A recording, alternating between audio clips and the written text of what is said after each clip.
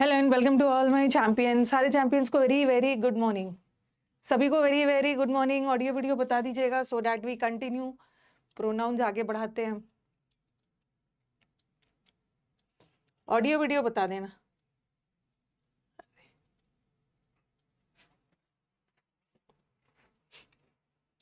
It और it's वाला करना था ना।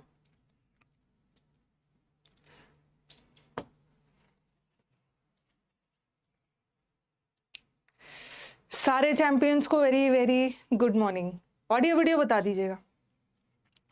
गुड मॉर्निंग कपिल, रूपक, खुशहाली, अवेंजर, सुधा, सारे उदय, शिवम, सारे चैंपियंस को वेरी वेरी गुड मॉर्निंग। सभी को वेरी वेरी गुड मॉर्निंग।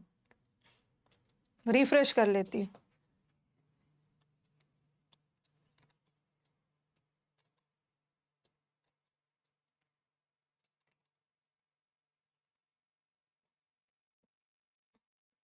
ठीक है, कॉन्सेप्ट ऑफ इट और इट्स और ये वाला इट्स करना है।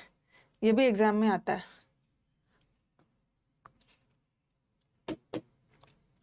देखो एक तो ये वाला आता है जहां इट की जरूरत है इट्स लगा देंगे। ये वाला इट्स, ये वाला जो इट्स है और एक ये वाला इट्स होता है, दोनों में डिफरेंस है। अपोस्ट्रोफी वाला इट्स अलग है। ये वाला जो इट है इट्स है, आईटीएस वाला, जो आईटीएस वाला इट्स है ये इट का पोजेसिव केस है। ठीक है, इट का पोजेसिव केस। जैसे कि ही का पोजेसिव हिज, ही मतलब वह, उसका, दे मतलब वे और उनका, आई मतलब मैं, मेरा, फिर हमारा वी का आवर होता है, पोजेसिव होता है। वैसे ही इट का पोजेसिव, ठीक है, इट का पोजेसिव केस इट्स होता है। तो ये सारे पोजेसिव केस है, ठीक है, बगैर अपोस्ट्रोफी वाला। बट ये वाले इट्स का मतलब मैंने आपको क्वेश्चन टैग में भी पढ़ाया हुआ है कि ये वाला जो इट्स है इसका मतलब इट इज भी हो सकता है। ये वाले इट का मतलब इट वॉज भी हो सकता है, या ये वाले इट का मतलब हैज भी हो सकता है। तो मतलब इस अपोस्ट्रोफी जो है इसका तीन मतलब हो सकता है। इज भी जा सकता है, वॉज भी जा सकता है और हैज भी सकता है। ठीक है, ये तो हमें देखना है। ठीक है, और ये इट्स पोजेसिव केस है। तो ये इट्स के बाद हमेशा एक नाउन आएगा। ठीक है, पोजेसिव एडजेक्टिव है और पोजेसिव एडजेक्टिव के बाद नाउन आता है। Our book, my book, their book, हमेशा एक नाउन आता है। ऐसा ऐसा एक मैंने सीडीएस या एनडीए में कहीं एरर देखा था। The Ganga and it's tributaries. देखो इसकी हिंदी क्या है, गंगा और उसकी सहायक नदियां। ठीक है, the Ganga and it's tributaries. तो यहाँ पे ये वाला इट्स नहीं लगेगा, ये वाला इट्स गलत है। गंगा रिवर है, नॉन लिविंग थिंग है, तो इट लगेगा। तो गंगा एंड इट्स, गंगा और उसकी पोजेशन बता रहा है ना, और पोजेशन बताने के लिए ये वाला इट्स चाहिए ना। ये इट्स का मतलब तो गंगा इट इज ट्रिब्यूटरीज नहीं होगा, इट वॉज इट हैज नहीं होगा। तो यहाँ पे ये इट्स नहीं आना चाहिए, यहाँ पे ये इट्स आना चाहिए।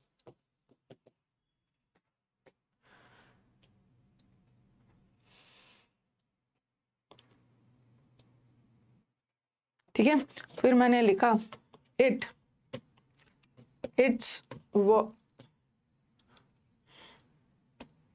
A very interesting story. ये तो एक बड़ा इंटरेस्टिंग स्टोरी था। तो ये गलत है, ये इट्स लगा है। ठीक है, इट्स नहीं लगना चाहिए क्योंकि इट्स के बाद तो हमेशा एक नाउन चाहिए ना। इट्स पोजेसिव केस है और ये वाला इट्स के बाद हमेशा एक नाउन चाहिए। ये इट्स के बाद हमेशा एक नाउन चाहिए होता है, बट यहाँ तो कोई नाउन नहीं है। तो इट्स नहीं, इसका वेरी इंटरेस्टिंग स्टोरी नहीं थी, यह एक बहुत इंटरेस्टिंग स्टोरी था। तो ये वाला इट्स लगाना। ये इट्स का मतलब है इट इज इंटरेस्टिंग स्टोरी या it was a interesting story.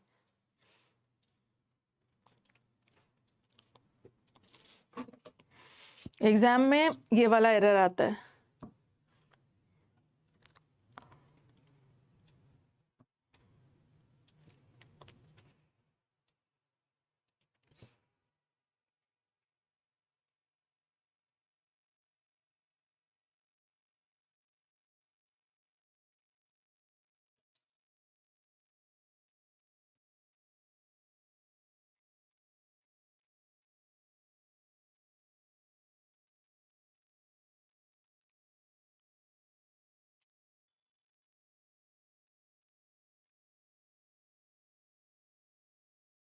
ठीक है, ये वाला इट्स होगा, और भी यहाँ पे एग्जाम्पल्स होगा।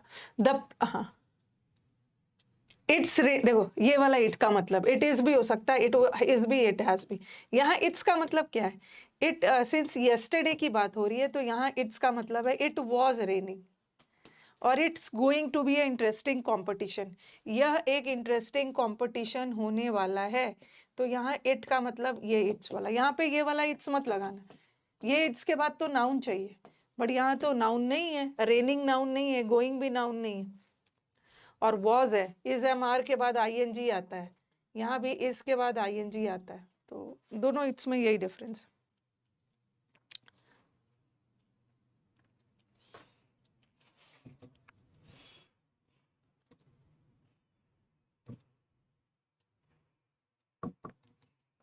ठीक है,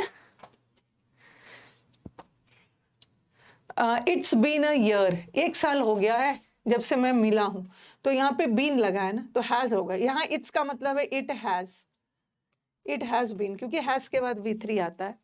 तो इट्स का मतलब दो, देखो यहाँ पे मैंने क्या बताया कि यहाँ इट्स का मतलब इट वॉज है, यहाँ इट्स का मतलब इट इज है, और ये वाला अपोस्ट्रोफी वाले इट का मतलब यहाँ चूंकि V3 लगा है तो इसको हैज मानो। द प्लांट अपने पॉट में है, एग्जाम में ये वाला इट्स लगा के दे देंगे जो कि गलत है। प्लांट उसके पॉट में है, अपने पॉट में है, तो ये वाला इट्स लगेगा, और ये इट्स के बाद नाउन चाहिए। देखो टेल, कैट ने अपना टेल पूंछ खो दिया है, तो यहाँ भी नाउन लगा है, और नाउन के बाद ये वाला इट्स चाहिए। गंगा और उसकी सहायक नदियां give an idea that India is a well watered country, तो ये वाला इट्स चाहिए, ये वाला। कभी कभी एग्जाम में ऐसा भी आ जाता है, ये देर और ये देर में, ये देर और ये देर पोजेशन बताता है। ठीक है, ये दे का पोजेसिव केस देर होता है, ये देर का मतलब है उनका, ओके, और ये देर का मतलब है वहां। और कभी कभी हम अपने देर से कभी कभी वाक्य को शुरू भी करते हैं, देयर वॉज अ किंग, एक समय की बात है, किंग हुआ करता था, और एक देर जगह भी बताता है।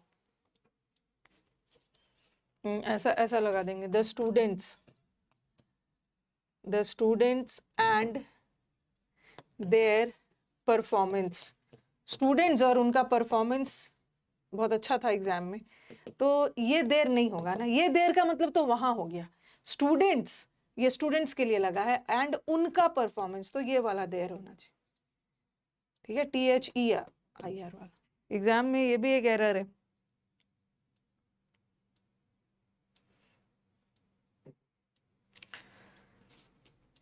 लिख लिया सबने? अगर लिख लिया डन बोलिए। अब हम रिलेटिव प्रोनाउन शुरू करते हैं। रिलेटिव प्रोनाउन पढ़ाने में ही मेरे को आधा घंटा 45 मिनट्स लगेगा, मिनिमम 45 मिनट्स तो लगेगा। स्टार्ट किया जाए।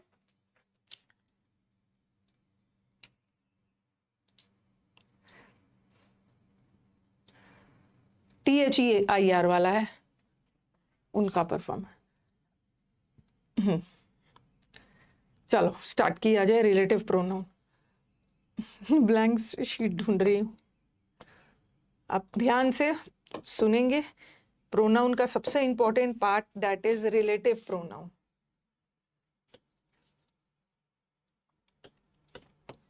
जब मैंने आपको सब्जेक्ट वर्ब पढ़ाया था उसमें रिलेटिव प्रोनाउन बताया था। रिलेटिव प्रोनाउन में हु भी आता है, हुज भी आता है, हुम भी आता है। रिलेटिव प्रोनाउन में हुज, विच, दैट, ये सारे रिलेटिव्स प्रोनाउन। ठीक है, इसका नाम रिलेटिव क्यों पड़ा है? क्योंकि जस्ट ये अपने पहले वाले नाउन या प्रोनाउन से रिलेट करता है। ध्यान से सुनना, बीच में कोई क्वेश्चन नहीं करेगा, एकदम ध्यान से सुनेगा। देस भी होता है बट देस पोजेसिव प्रोनाउन है, ये तो मैंने बता दिया है। अब क्यों पूछ रहे हो? पहला दिन प्रोनाउन के दिन बता दिया था, देर पोजेसिव एडजेक्टिव है और देर पोजेसिव प्रोनाउन है, तो देर के बाद नाउन चाहिए बट देर्स के बाद नाउन नहीं चाहिए। इधर उधर की बात नहीं सुनेंगे अभी। Those, who, whom, whose, which, that, ये सारे रिलेटिव प्रोनाउन है। ठीक है, आपको याद होगा जब मैंने आपको सब्जेक्ट वर्ब पढ़ाया था, अभी लिखना नहीं, उसमें ऐसा ऐसा पढ़ाया था ना, ही is the boy, he is the boy.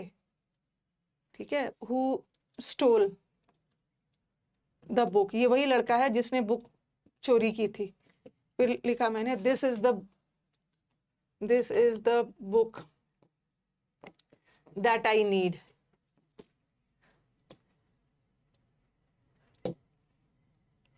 Okay, या he is the boy, he is the boy, बाद में बताऊंगी कहाँ हु लगेगा, कहाँ वो डिटेल में करेंगे। ही इज द बॉय हुम आई हेल्प्ड, ये वही लड़का है जिसने जिसकी मैंने हेल्प की। अब जरा ध्यान से सुनना, ये रिलेटिव प्रोनाउन, ठीक है, ये रिलेटिव प्रोनाउन, हु, दैट, हुम, हुस, ये सारे रिलेटिव प्रोनाउन। सबसे पहले तो ये प्रोनाउन क्यों है, सबसे पहले ये प्रोनाउन है तो किसी नाउन के बदले लगा होगा, तभी तो ये प्रोनाउन है। तो इसका नाम रिलेटिव प्रोनाउन क्यों पड़ा, रिलेटिव प्रोनाउन इसलिए पड़ा क्योंकि ये रिलेट करता है, ठीक है, ये अपना रिलेशन बनाता है किससे, अपने जस्ट पहले वाले नाउन से। जब मैंने आपको सब्जेक्ट वर्ब पढ़ाया था उसमें बताया था ना कि रिलेटिव प्रोनाउन किसके लिए यूज होता है, अपने प्रीसिडेंट के लिए। प्रीसिडेंट का मतलब है अपने जस्ट, प्री मतलब पहले, प्रीसिडेंट बोल सकते हो, या एंटी, ANTE, एंटी का मतलब भी होता है बिफोर, एंटीसीडेंट। तो रिलेटिव प्रोनाउन किसके लिए यूज होता है, अपने जस्ट पहले वाले नाउन के लिए। तो ये जो हु है ना, ये वही लड़का है जिसने बुक को चुराया। ये जो जिसने वर्ड है किसके लिए लगा है, इस लड़के के लिए। ये वही किताब है जो मुझे चाहिए, ये जो किसके लिए लगा, ये बुक के लिए। ये वही लड़का है जिसकी मैंने मदद की, तो ये भी हुम किसके लिए लगा है, बॉय के लिए। तो रिलेटिव प्रोनाउन जो होता है वो अपने जस्ट प्रीसिडेंट के लिए, प्री मतलब अपने जस्ट पहले आने वाले नाउन के लिए लगता है, ठीक है। एंटी का मतलब भी होता है बिफोर। तो रिलेटिव प्रोनाउन अपने जस्ट पहले वाले नाउन के लिए लगता है, और नाउन के लिए लगा इसका मतलब है कि ये प्रोनाउन है, ठीक है, प्रोनाउन है। और कभी कभी रिलेटिव प्रोनाउन किसी प्रोनाउन के लिए भी लग सकता है, जैसे मैंने लिखा इट इज आई। आप बोलोगे मैम आपने तो बोला है कि दो प्रोनाउन नहीं आ सकता है, ठीक है, दो नाउन एक साथ, मतलब आपने तो बोला है कि नाउन और प्रोनाउन नहीं आ सकता है। जब प्रोनाउन है ही तो नाउन की क्या जरूरत है, यहाँ भी जब रिलेटिव प्रोनाउन है ही तो नाउन की क्या जरूरत है। ठीक है, नाउन और प्रोनाउन एक साथ नहीं आता है क्योंकि नाउन के बदले ही तो प्रोनाउन आता है, बट रिलेटिव प्रोनाउन के केस में आ सकता है, ठीक है। रिलेटिव प्रोनाउन एक ऐसा प्रोनाउन होता है ना जो अपने जस्ट पहले वाले नाउन या प्रोनाउन को रिलेट करता है। ये देखो, it is I who helped him, ये मैं ही था जिसने उसकी हेल्प की। तो ये जो हु है ये भी तो रिलेटिव प्रोनाउन है, और ये किसके लिए लगा है। मान लो कि रिलेटिव का मतलब ही होता है रिलेट करता है, वो प्रोनाउन किससे रिलेट करता है, अपने जस्ट पहले आने वाले प्रोनाउन या नाउन से, ठीक है। तो रिलेटिव प्रोनाउन किसके लिए यूज होता है, अपने जस्ट पहले आने वाले नाउन, यहाँ भी जस्ट पहले आने वाले नाउन, या कभी कभी रिलेटिव प्रोनाउन अपने जस्ट आने वाले पहले वाले प्रोनाउन के लिए भी हो सकता है, ठीक है, प्रोनाउन के लिए भी हो सकता है। तो इतना दूर क्लियर है पहले रिलेटिव प्रोनाउन क्या होता है, इसको रिलेटिव प्रोनाउन क्यों बोलते हैं, ठीक है, क्योंकि ये रिलेट करता है, अपने आप को किससे जोड़ता है, किससे रिलेट करता है, अपने आप को प्रीसिडेंट से। प्री का मतलब है पहले, उसके रिलेटिव प्रोनाउन के जस्ट पहले आने वाले नाउन या प्रोनाउन से अपने आप को रिलेट करता है, ठीक है, ओके। अपने जस्ट पहले आने वाले, इसीलिए इसको रिलेटिव प्रोनाउन बोलते हैं। अब हम डिटेल में पढ़ेंगे, ठीक है, हम डिटेल में पढ़ेंगे कि मैम कैसे पता चलेगा कि कहाँ हु लगाएं कहाँ हुम लगाएं। और एक चीज और मैं बता देती हूँ, ये मैंने आपको फर्स्ट डे भी पढ़ाया था, जैसे मैंने लिखा who stole the book, book को किसने चुराया, ये रिलेटिव प्रोनाउन नहीं है। क्या हम इसको रिलेटिव प्रोनाउन मान सकते हैं, बिल्कुल नहीं, क्योंकि रिलेटिव प्रोनाउन के पहले कोई नाउन या प्रोनाउन आता है ना, बट यहाँ तो कोई भी नाउन या प्रोनाउन नहीं आ रहा, इसका मतलब है यहाँ का हु रिलेटिव प्रोनाउन नहीं है। यहाँ हु से प्रश्न पूछा जा रहा है, तो यहाँ का हु इंटरोगेटिव प्रोनाउन है। ये मैंने जब प्रोनाउन का टाइप्स बता रही है तो पहला दिन प्रोनाउन की क्लास में बताया था, ये इंटरोगेटिव प्रोनाउन है, ठीक है, क्योंकि इससे प्रश्न पूछा जा रहा है, ओके, ये रिलेटिव नहीं है।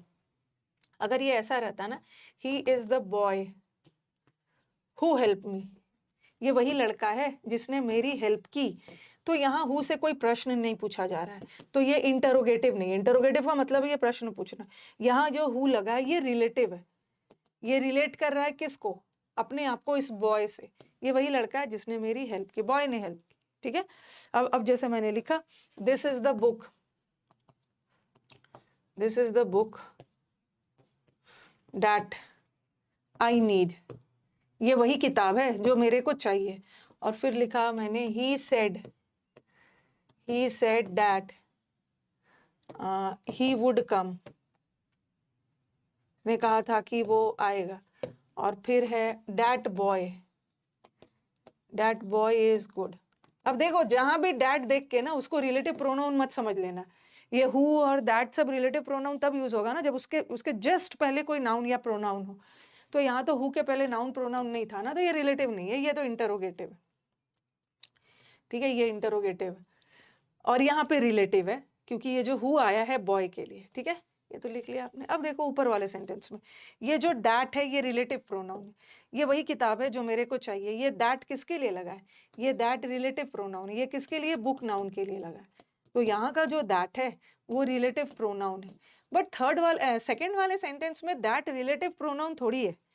ये देखो यहाँ दैट के पहले कोई नाउन प्रोनाउन थोड़ी लगा हुआ है, यहाँ का दैट प्रोनाउन है ही नहीं, यहाँ का दैट कंजंक्शन है। और यहाँ दैट का मतलब की जा रहा है, उसने कहा था कि वो आएगा। तो यहाँ का that is not a pronoun, यहाँ का that is a conjunction. Conjunction chapter में पढ़ा है ना हमने दैट। और थर्ड सेंटेंस में देखो दैट बॉय वॉज गुड, तो यहाँ का दैट रिलेटिव प्रोनाउन नहीं है, क्योंकि रिलेटिव प्रोनाउन होता तो उसके पहले कोई नाउन प्रोनाउन आता ना, उसके बाद नहीं, कंजंक्शन भी नहीं है। ये बॉय क्या है, नाउन, और नाउन की विशेषता बताने वाले वर्ड्स एडजेक्टिव, तो इसको हम डेमोन्स्ट्रेटिव एडजेक्टिव बोलेंगे। ओके, लास्ट वाले में दैट बॉय इज गुड, तो दैट बॉय इज गुड में दैट प्रोनाउन नहीं है ना, बॉय नाउन है, और दैट को हम प्रोनाउन कैसे मान लेंगे, नाउन प्रोनाउन तो एक साथ आएगा नहीं अनटिल एंड अनलेस कोई रिलेटिव प्रोनाउन, तो ये प्रोनाउन नहीं है, ये एडजेक्टिव है। कौन सा बॉय, बॉय की विशेषता बता रहा है, एडजेक्टिव, ठीक है, इसको हम डेमोन्स्ट्रेटिव एडजेक्टिव बोलते हैं। एक मैंने डेमोन्स्ट्रेटिव प्रोनाउन भी करवाया था, दिस दैट दीज दोस, उसी तरह ये डेमोन्स्ट्रेटिव एडजेक्टिव है। यहाँ तक क्लियर है?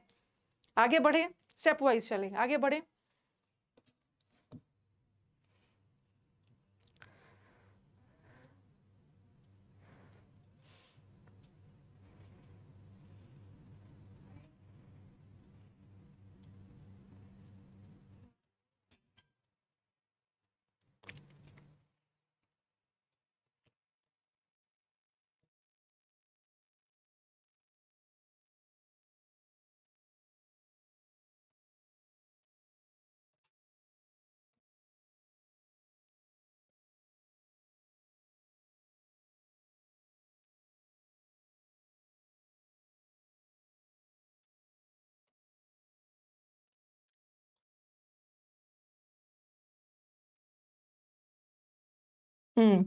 ठीक है, इतना दूर क्लियर है, ठीक है। रिलेटिव प्रोनाउन और कंफ्यूज मत होना कि डैट हमेशा डैट रिलेटिव प्रोनाउन नहीं होगा, कभी कभी डैट कंजंक्शन भी हो सकता है, कभी कभी। अच्छा हाँ, एक चीज और मैंने लिखा that is my book, okay, और फिर मैंने लिखा दैट बुक इज इंटरेस्टिंग, तो दोनों जगह दैट लगा है। यहाँ पे अकेला दैट है और यहाँ दैट के बाद कोई नाउन आ रहा है। जब दैट के बाद नाउन आ रहा है तो दैट प्रोनाउन नहीं हो सकता। यहाँ का दैट डेमोन्स्ट्रेटिव एडजेक्टिव है, ठीक है, डेमोन्स्ट्रेटिव एडजेक्टिव है। दिस और दैट डेमोन्स्ट्रेटिव होता है, बट यहाँ इज वर्ब है। वर्ब ने एग्रीमेंट किया है सब्जेक्ट से, किसी भी वर्ड को सब्जेक्ट होने के लिए नाउन या प्रोनाउन होना है।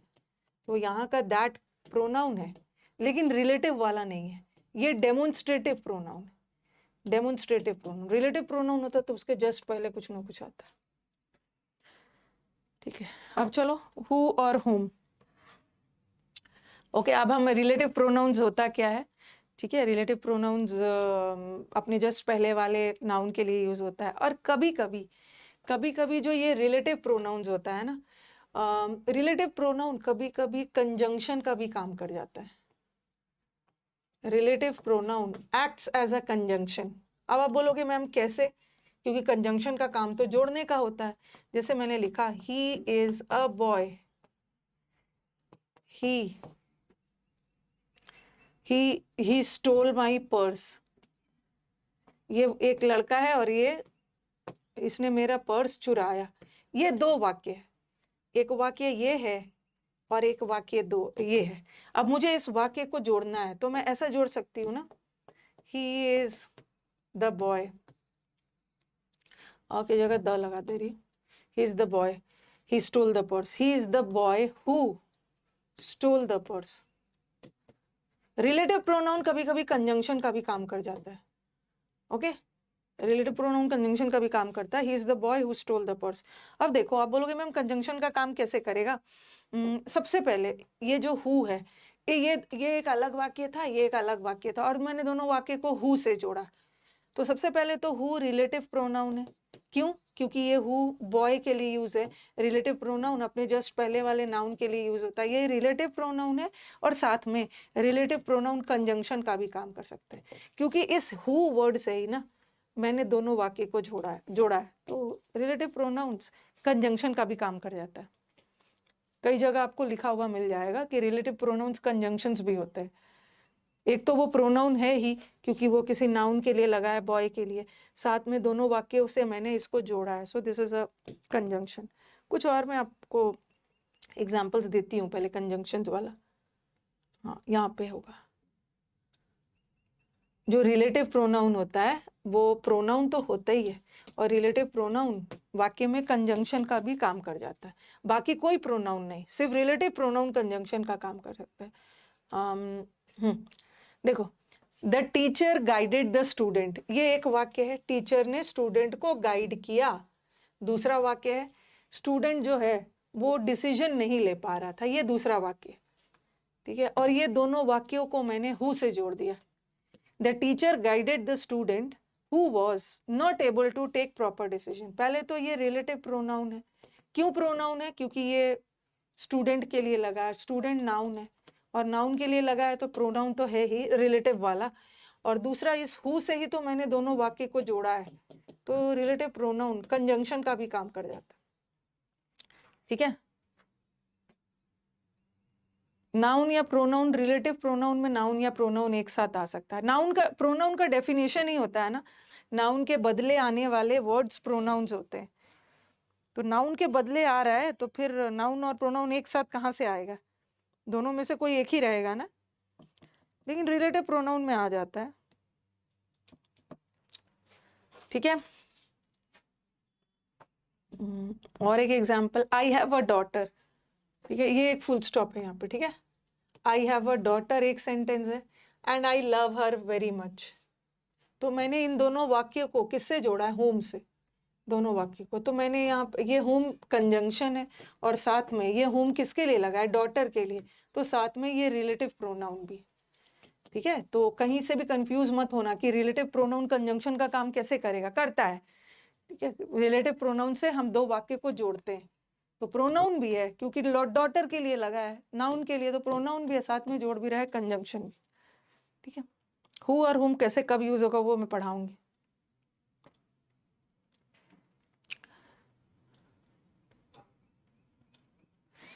ठीक है, तो अभी तक हमने क्या सीखा कि रिलेटिव प्रोनाउन होता क्या है।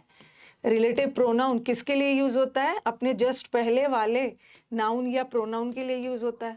ठीक है, कभी कभी प्रोनाउन के लिए भी आ जाता है। It is I who helped हर, ये मैं ही था जिसने उसकी हेल्प की। तो यहाँ का रिलेटिव प्रोनाउन प्रोनाउन के लिए यूज होता है, और नाउन दोनों के लिए यूज हो सकता है। और दूसरा रिलेटिव प्रोनाउन कंजंक्शन का भी काम कर सकता है। ठीक है, अब हम अलग अलग रिलेटिव प्रोनाउन पे चलेंगे। ठीक है, और यहाँ पे इंटरोगेटिव, ये तो बता ही दिया। ये जो हु है ना, रिलेटिव नहीं है, इससे प्रश्न पूछा जा रहा है तो ये इंटरोगेटिव प्रोनाउन है।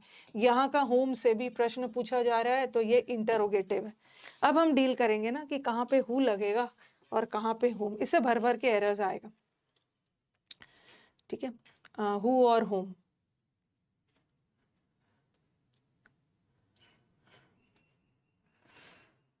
ओके, तो स्टार्ट किया जाए। हाँ, सबसे पहले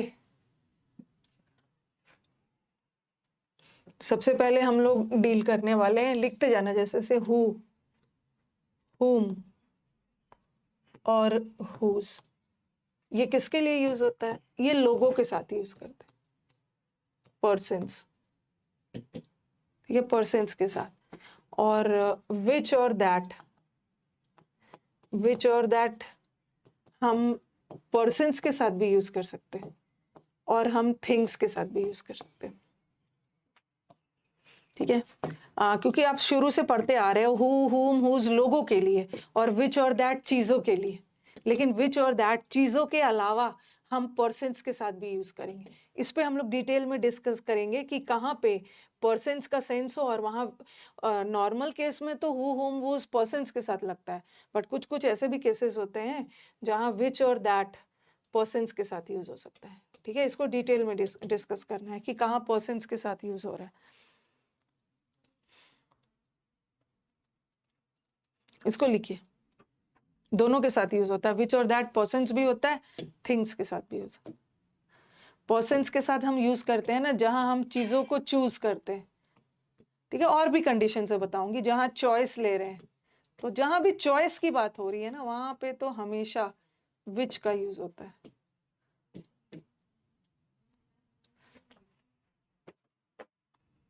जैसे ही इज द बॉय, और ही is the boy who studies hard. ये वही लड़का है जो कड़ी मेहनत करता है। तो ये जो हु है, हु किसके लिए यूज होता है? पर्सन के लिए। तो यहाँ का हु किसके लिए यूज है? पर्सन के लिए ना, बॉय के लिए। फिर ही इज द पर्सन। हु और हुम कहाँ कैसे यूज होगा वो भी डिटेल में पढ़ाऊंगी। हुम आई हेल्प्ड, ये वही लड़का है जिसकी मैंने हेल्प की। तो ये हुम भी किसके लिए है? पर्सन की जगह बॉय भी लिख देती तो ये भी हुम किसके लिए लगा है? बॉय के लिए। तो हु, हुम और हुज, हु हो या हुम हो, ये कभी भी चीजों के लिए यूज नहीं होगा। हु और हुम हमेशा लोगों के लिए यूज होता है। ठीक है, ऐसा एरर दे देंगे, दिस इज द बुक, ऐसा करोगे, this is the book whom I want। यार गलत है ना, पढ़ के ही अजीब लग रहा है। This is the book whom I want, ये वही किताब है जो मेरे को चाहिए। तो यहाँ पे whom कहाँ से लगा दोगे? whom नहीं लग सकता है ना, क्योंकि बात हो रही है बुक की, और बुक तो नॉन लिविंग थिंग है, और नॉन लिविंग थिंग के लिए हम who whom थोड़ी लगाएंगे, हम which और that लगाते हैं। This is the book that I want या this is the book which I want। इतना दूर क्लियर है, आगे बढ़ें। लोगों के लिए हमेशा हु हुम लगाना। ही is the boy, that studies नहीं होगा, विच स्टडीज नहीं होगा। ही is the boy who studies, who person के लिए, और ही इज द बॉय हुम आई हेल्प, ये वही लड़का है जिसकी मैंने हेल्प की। तो हुम भी पर्सन के लिए। ठीक है, हु और हुम पर्सन के लिए होता है, और चीजों के लिए हम विच या दैट लगाते हैं। अभी हम डिटेल में करेंगे। दिमाग में आ रहा होगा कि मैम आपने यहाँ पे हु लगाया, यहाँ पे हुम लगाया, कैसे पता चलेगा कहाँ क्या लगाएं? ये अभी तक मैंने समझाया नहीं, अभी मैं समझाऊंगी। अभी बस मुझे इतना समझाना है ना कि हु और हुम, हुज लोगों के लिए, और विच और दैट लोगों के लिए भी, चीजों के लिए भी। अब बोलोगे कि मैम आपने तो बोला है कि विच और दैट पर्सन्स के लिए भी यूज होता है और चीजों के लिए भी यूज हो सकता है, तो यहाँ भी तो पर्सन का सेंस आ रहा है, तो आपने विच और दैट में से क्यों नहीं लगाया? क्योंकि हम विच और दैट पर्सन के लिए तब लगाते हैं ना जब चूज कर रहे हैं। ठीक है, चूज, और चूज करने में डैट भी नहीं लगाते, विच लगाते हैं। इसे मैंने लिखा हु या which of the two boys, दोनों में से किस डिड द वर्क।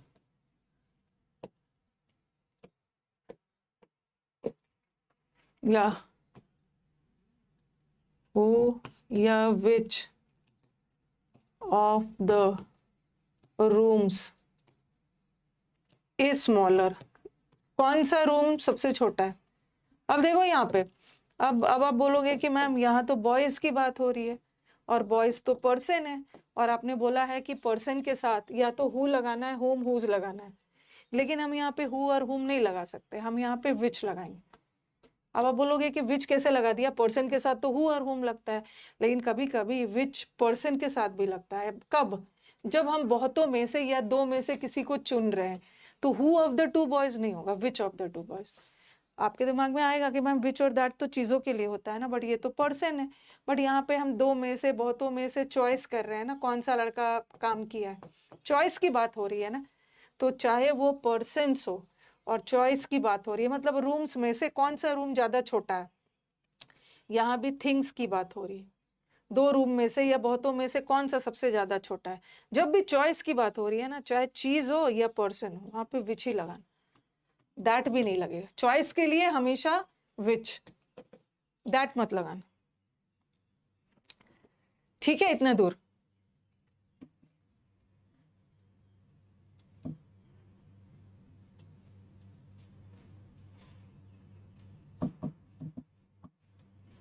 अगर हमारा प्रोनाउन का कुछ हिस्सा बचेगा भी ना, तो कल बहुत थोड़ा सा बचेगा, तो आज मैं प्रोनाउन का शीट कल ही डलवाऊंगी और एडजेक्टिव भी शुरू कर दूंगी।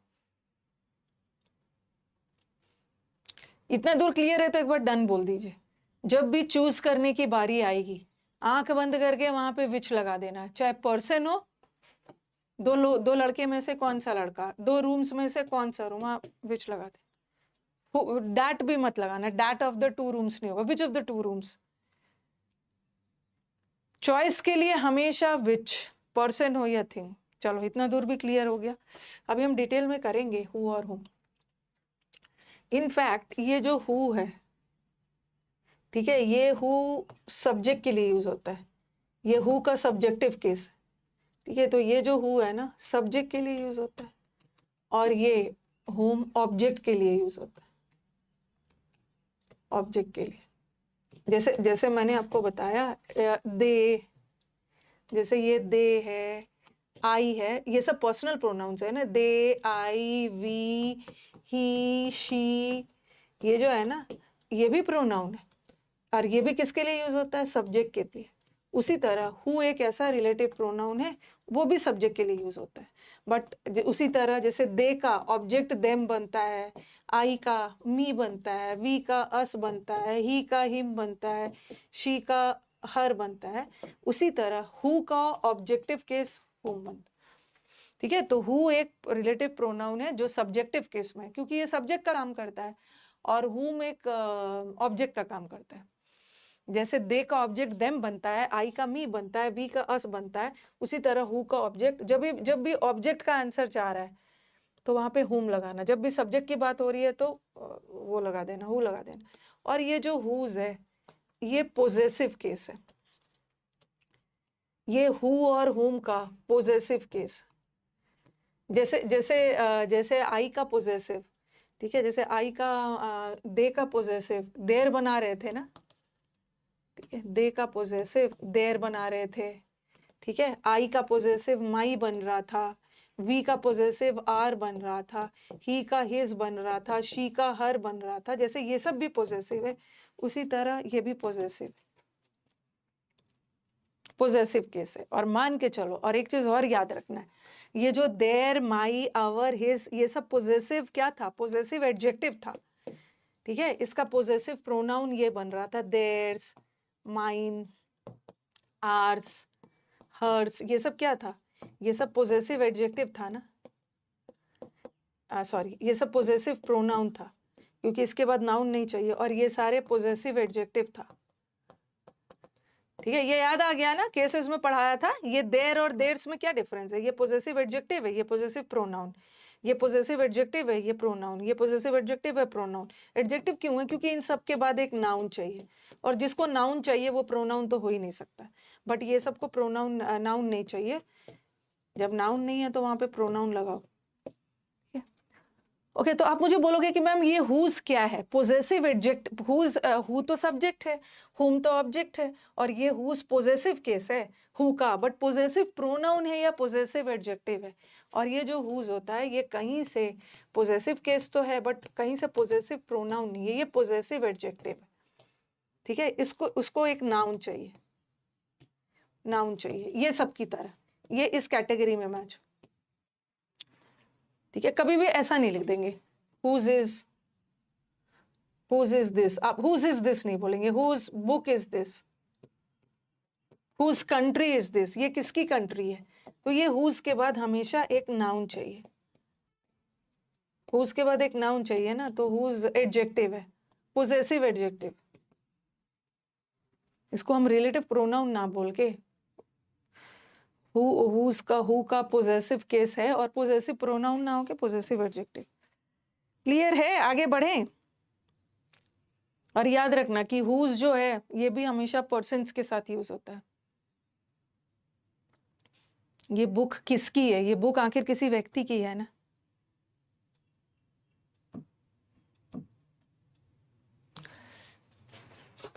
ठीक है, पहले whose वाला मैं क्लियर कर देती हूँ, फिर who और whom पे आराम से चलेंगे। पहले who और whose वाला कर देते हैं। देखो यहाँ पे देखो, ये तीनों को यूज कर दिया मैंने। ही is the boy who help me, ये वही लड़का है जिसने मेरी हेल्प की। तो ये जो वर्ब है ना, इसको डिटेल में मैं समझाऊंगी। ये वर्ब है, वर्ब, और वर्ब को क्या चाहिए, वर्ब को चाहिए सब्जेक्ट। ये ही और वो लड़का एक ही व्यक्ति है, यह वही लड़का है जिसने मेरी हेल्प की। वर्ब के बाद तो ये ऑब्जेक्ट आ गया। अब हमें ऑब्जेक्ट तो चाहिए नहीं, हमें तो सब्जेक्ट चाहिए, और सब्जेक्ट के लिए ही तो हु यूज करते हैं। हु तो सब्जेक्ट के लिए यूज होता है ना, इस बॉय के लिए, तो मैंने ही लगाया। अब ये देखिए, he is the person whose bag was stolen. यहाँ पे का के की का सेंस जा रहा है ना, पोजेशन बता रहा है। ये वही लड़का है जिसका बैग चोरी हो गया। का के की का सेंस आ रहा है, मतलब पोजेशन बता रहा है। हु बैग थोड़ी बोलेंगे, ये वही लड़का है, हु बैग नहीं होगा। ये वही लड़का है, हुम बैग नहीं होगा, क्योंकि हु तो सब्जेक्ट है और हुम तो ऑब्जेक्ट है। बट यहाँ तो पोजेशन बता रहा है, का के की का सेंस आ रहा है। इस बैग का मालिक कौन था, who was the owner of the book, ये पर्सन था। तो यहाँ पे हुज लगाया, और हुज के बाद पोजेसिव एडजेक्टिव है, हमेशा एक नाउन चाहिए। और ही इज द, चलो यहाँ तो इजी आ गया, ही is the person with whom I travelled, ये वही व्यक्ति है। टेलीग्राम पे जो भी कोर्स बेच रहा है ना, आप मेरे टीम को कोर्स का लिंक भेज देना, 99583583 इस पे जो भी कोर्स का टेलीग्राम पे लिंक है, इस पे भेज देना, ठीक है। 9958358324 पे। चलो, ही is the person with whom I travelled, ये वही पर्सन है जिसके साथ में ट्रैवल किया। अब जरा सेंटेंस देखना, यहाँ तो बड़ा इजी हो गया। ये विथ क्या है, विथ प्रेपोजिशन है, और प्रेपोजिशन के बाद सब्जेक्ट थोड़ी चाहिए, प्रेपोजिशन के बाद हमेशा ऑब्जेक्ट चाहिए। तो हु का ही तो ऑब्जेक्ट हुम होता है, ठीक है। और हमें सब्जेक्ट चाहिए नहीं, हमारा सब्जेक्ट ये है, इस सब्जेक्ट को अपना वर्ब मिल गया, काम खत्म। इस सब्जेक्ट को आई था, इस सब्जेक्ट को अपना वर्ब मिल गया, काम खत्म। अब हमें तो सब्जेक्ट मिल गया, तो अब हमें सब्जेक्ट चाहिए ही नहीं, अब हमें ऑब्जेक्ट चाहिए। तो ऑब्जेक्ट के लिए ही विथ यूज हुआ, ठीक है। बस यहाँ पे मैंने समझाया है ना कि हु हम किसके लिए लगाते हैं, हु हमेशा सब्जेक्ट के लिए, ठीक है। इस वाक्य में काम किसने किया, हेल्प करने का काम किसने किया, इस लड़के ने।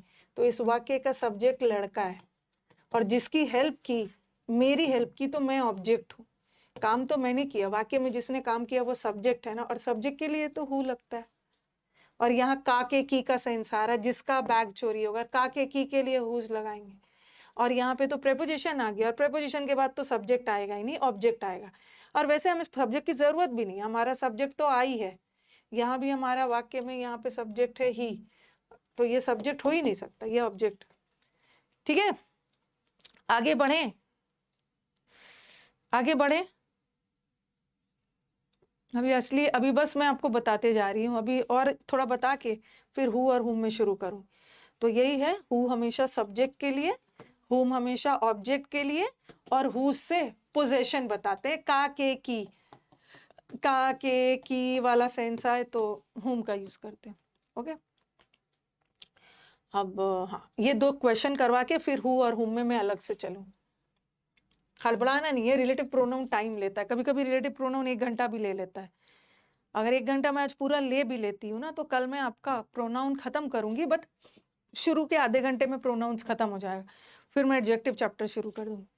ठीक है, अब मुझे बताओ, दिस इज द रोड, और याद रखना है कि रिलेटिव प्रोनाउन एकदम सही जगह पे यूज होना चाहिए। रिलेटिव प्रोनाउन जिस नाउन या प्रोनाउन की विशेषता बता रहा है ना, उसके साथ रहना चाहिए। ये अभी दोनों सेंटेंस गलत है।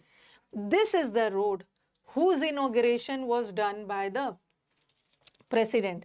ये याद रखना कि हु का पोजेसिव केस, पोजेसिव मतलब समझ रहे हो ना, पोजेसिव केस हुज होता है। जहां भी का के की का सेंस आए तो वहां पे हुज लगा, और हुज पर्सन के लिए यूज होता है। ठीक है, हुज पर्सन के लिए होता है, जिसकी किताब, मतलब लड़के की किताब, लड़के की कंट्री, ऐसा कुछ। This is the road whose inauguration was done by the president. ये वही रोड है। ठीक है, अच्छा एक बात बताना, एक बात बताना, अभी ये हुज रिलेटिव प्रोनाउन है। ठीक है, ये हुज रिलेटिव प्रोनाउन है, ये अभी किसके लिए यूज हो रहा है? जो मैं क्वेश्चन पूछ रही हूँ वही बताना, ये हुज किसके लिए, अभी वाक्य में ये हुज किसके लिए यूज हो रहा है?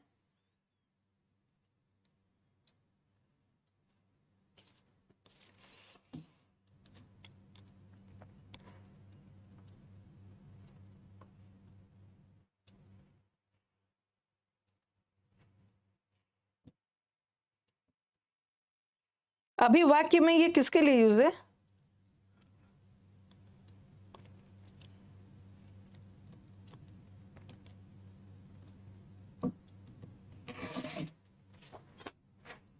अभी ये रोड के लिए यूज हो रहा है, क्योंकि रिलेटिव प्रोनाउन बाद वाले नहीं, अपने जस्ट पहले वाले के वाक्य में इसके लिए यूज हो रहा है।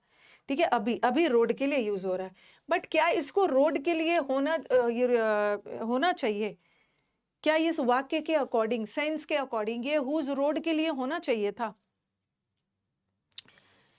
जिसका, ये हुज मतलब ये वही रोड है जिसका, ये जिसका किसके लिए यूज हो रहा है? जिसका इनॉग्रेशन प्रेसिडेंट के द्वारा हुआ है। जिसका रोड के लिए हो रहा है, या जिसका इनॉग्रेशन, इनॉग्रेशन का मतलब होता है उद्घाटन, ये वही रोड है। तो सेंटेंस में सेंस के अकॉर्डिंग ये जिसका इनॉग्रेशन प्रेसिडेंट के द्वारा हो, ये जिसका वर्ड किसके लिए यूज हो रहा है?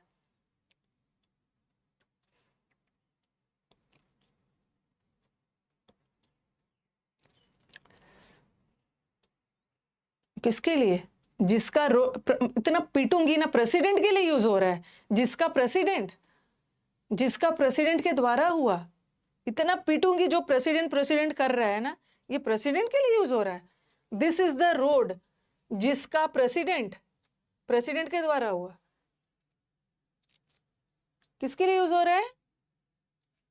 जिसका इनॉग्रेशन के लिए यूज हो रहा है भाई। ये वही रोड है जिसका प्रेसिडेंट नहीं, जिसका रोड नहीं, जिसका इनॉग्रेशन प्रेसिडेंट के द्वारा हुआ, जिसका उद्घाटन। ठीक है, जिसका उद्घाटन प्रेसिडेंट के द्वारा हुआ। तो सबसे पहले ये हुज का पोजीशन ही गलत है। अभी ये हुज रोड के लिए यूज हो रहा है, बट सेंटेंस के सेंस के अकॉर्डिंग रोड के लिए नहीं यूज होना चाहिए। हम रोड की बात थोड़ी कर रहे हैं। प्रेसिडेंट के द्वारा, प्रेसिडेंट के द्वारा रोड नहीं हुआ है, प्रेसिडेंट के द्वारा रोड का उद्घाटन हुआ है। ठीक है, उद्घाटन हुआ है, तो ये रिलेटिव प्रोनाउन यूज यहाँ पे आना चाहिए ना, क्योंकि हमने तो पढ़ा है कि रिलेटिव प्रोनाउन किसके पहले साथ आता है? अपने जस्ट पहले वाले नाउन के लिए आता है। ठीक है, अपने जस्ट पहले वाले नाउन के साथ आता है ना, तो जिसके लिए रिलेटिव प्रोनाउन आया है उसके साथ लगना चाहिए ना।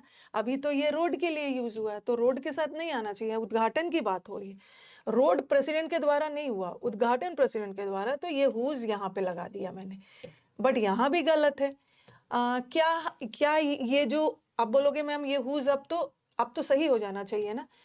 दिमाग में आएगा कि मैम हुज इनॉग्रेशन, अब तो ये सही हो गया, अब हुज का पोजीशन सही हो गया, क्योंकि हुज इनॉग्रेशन के लिए लगा है, तो अब तो सही हो गया। लेकिन इनॉग्रेशन तो नॉन लिविंग थिंग है, और नॉन लिविंग थिंग के साथ हम हुज का यूज तो नहीं कर सकते।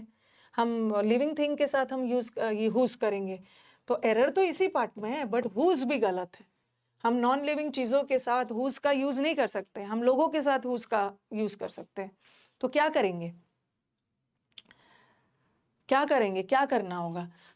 हम हुज, हमें हमें हमें तो इनॉग्रेशन की बात करनी है, लेकिन हम हुज का यूज नहीं कर सकते क्योंकि हुज तो पर्सन के साथ हो सकता है। तो उस केस में क्या करेंगे? उस केस में हमें क्या करना है ना, अब बोलोगे मैम हु लगा दिया जाए, हु या हुम लगा दिया, हु और हुम भी नहीं लग सकता है। हु और हुम भी पर्सन के साथ होता है और हुज भी पर्सन के साथ होता है, बट यहाँ तो इनॉग्रेशन की बात हो रही है। ठीक है, इनॉग्रेशन की बात हो रही है, तो आप बोलोगे कि मैम विच लगा दिया जाए, this is the road, whose हटा के, और यहाँ पे विच नहीं लगाएंगे, इनॉग्रेशन के लिए है ना, विच लगा देंगे, लेकिन फिर भी सही नहीं है। This is the road inauguration which was done by the president, नहीं लगेगा, क्योंकि ये विच है ना, विच विच हम नॉन लिविंग के लिए लगाते हैं, बट विच तो सब्जेक्ट के लिए लगता है। बट यहाँ तो हमें पोजेशन बताया जा रहा है ना, पोजेशन बताया जा रहा है।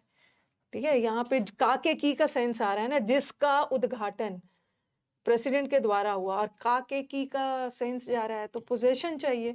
बट विच तो ऑब्जेक्ट के लिए यूज हो सकता है, तो आप बोलोगे मैम विच का तो पोजेसिव होता ही नहीं है, हु का पोजेसिव और हुम का पोजेसिव हुज होता है, बट विच का पोजेसिव तो बनता नहीं है हुज। हम विच का पोजेसिव हुज नहीं करते, क्योंकि अगर हम कोई पोजेसिव हटा रहे हैं ना, ठीक है, तो उसके पहले उसके जगह पे पोजेसिव केस ही लगेगा ना, क्योंकि का के की का सेंस जा रहा है, बट विच का तो पोजेसिव नहीं बनता है। तो उस केस में हम क्या करेंगे, प्रेपोजिशन में आपको याद होगा कि हम ऑफ लगा के या अपोस्ट्रोफी लगा के भी पोजेशन बताते हैं। ठीक है, ऑफ या अपोस्ट्रोफी लगा के भी पोजेशन बताया जाता है। तो हम यहाँ पे अपोस्ट्रोफी तो नहीं लगा सकते, बट ऑफ लगा सकते हैं। देखो अब ये सेंटेंस कैसे सुधारना है, ऑफ लगाना है, क्योंकि पोजेशन का सेंस जा रहा है। This is the road, the inauguration of which, खाली विच लगाने से काम नहीं चलेगा, ऑफ विच लगाना होगा, क्योंकि पोजेशन का सेंस आ रहा है। कोई पोजेसिव हटाओगे तो आप पोजेसिव केस ही लगाओगे ना, बट विच का पोजेसिव तो नहीं बनता है, तो ऑफ लगा देना और द भी लगा देना यहाँ। This is the road the inauguration of which, जिसका इनॉग्रेशन प्रेसिडेंट के द्वारा किया गया। ऑफ भी लगाना होगा, बिना ऑफ के नहीं चलेगा। उसी तरह Ganga is a river, Ganga एक ऐसी नदी है जिसका ओरिजिन मतलब जिसकी उत्पत्ति हमेशा मैटर ऑफ स्पेकुलेशन है, सोच विचार का मुद्दा है। गंगा सोच विचार का मुद्दा नहीं है, गंगा का ओरिजिन, कोई बोलता है शंकर जी के जटा से निकला है, कोई गंगोत्री बोलता है, अलग अलग बातें होती है। तो ये जो हुज है ये रिवर के लिए लगा है, बट यहाँ ये हुज रिवर के लिए नहीं चाहिए। गंगा नदी सोच विचार का की बात वो नहीं है, गंगा का ओरिजिन पे अलग अलग धारणा है लोगों, तो ये होना चाहिए ओरिजिन के लिए, तो यहाँ पे हुज लगा देते हैं। लेकिन हुज तो लिविंग पर्सन के लिए यूज होगा, बट ओरिजिन तो नॉन लिविंग थिंग है, तो हम यहाँ पे लगा देंगे, पोजेशन हटेगा ना, तो of which, the origin of which, the भी लगा, of which was has always been a matter of speculation. Possession नहीं लगाएंगे, विच में ना, हु का तो विच में अगर हम लगाते हैं ना, विच का में अगर ऐसा वाला लगाते हैं ना, तो उसका मतलब ऐसा अलग होगा, विच नहीं होगा, विच इज हो जाएगा, विच वॉज या विच हैज होगा, विच में नहीं लगा सकते।